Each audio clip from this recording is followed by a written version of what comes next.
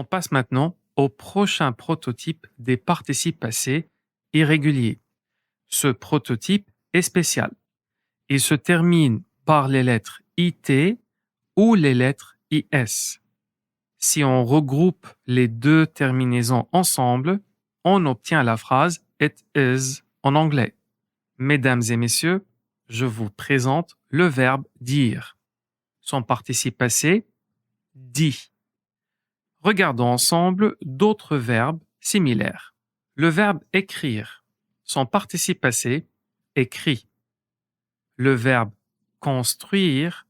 Son participe passé, construit. Le verbe mettre. Son participe passé, mis. Et enfin, le verbe prendre. Son participe passé, pris. Est-ce que vous voyez les terminaisons IT, IS, ce que j'appelle it is?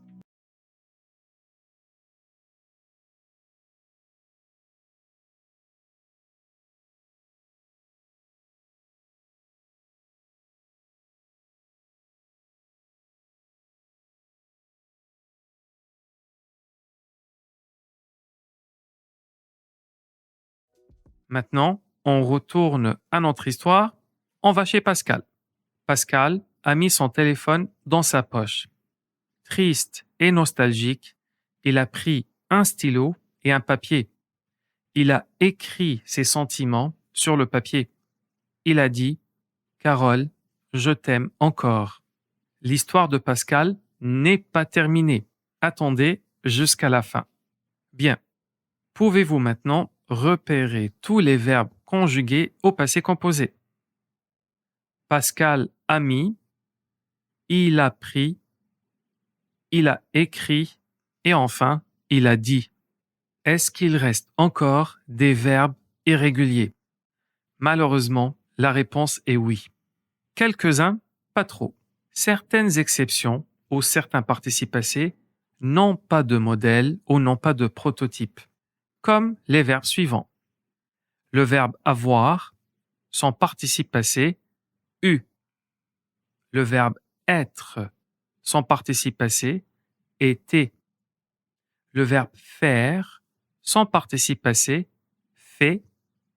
Le verbe vivre, son participe passé, vécu. Et enfin, le verbe ouvrir, son participe passé, ouvert.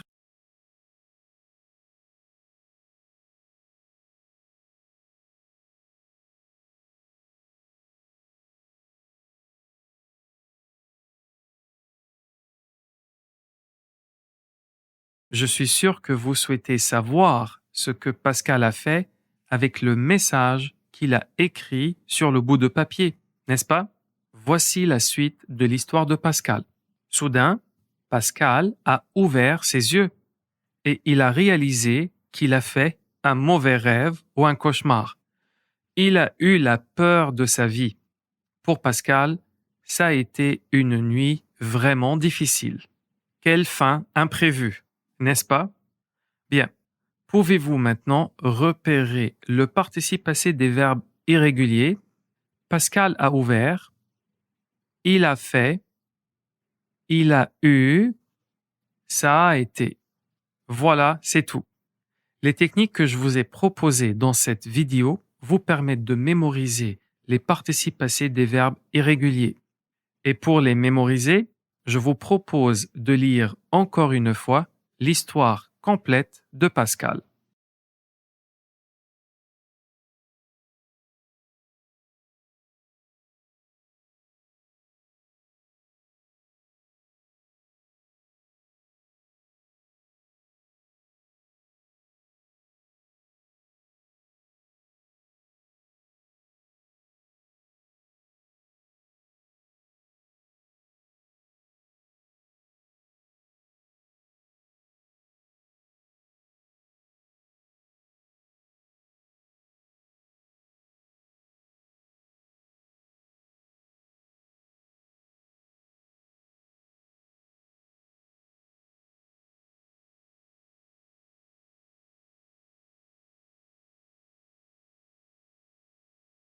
Je voudrais partager avec vous encore une technique pour vous permettre de mémoriser tous ces participes passés irréguliers. Certains verbes peuvent servir de modèle ou de noyau pour obtenir le participe passé d'autres verbes similaires. Par exemple, est-ce que vous vous souvenez du participe passé du verbe prendre? Le participe passé du verbe prendre est pris. Alors, je vous pose une question. Quel est le participe passé du verbe surprendre? Surpris, comme vous l'êtes maintenant, n'est-ce pas? Cela veut dire que le participe passé du verbe comprendre est compris et le participe passé du verbe apprendre est appris.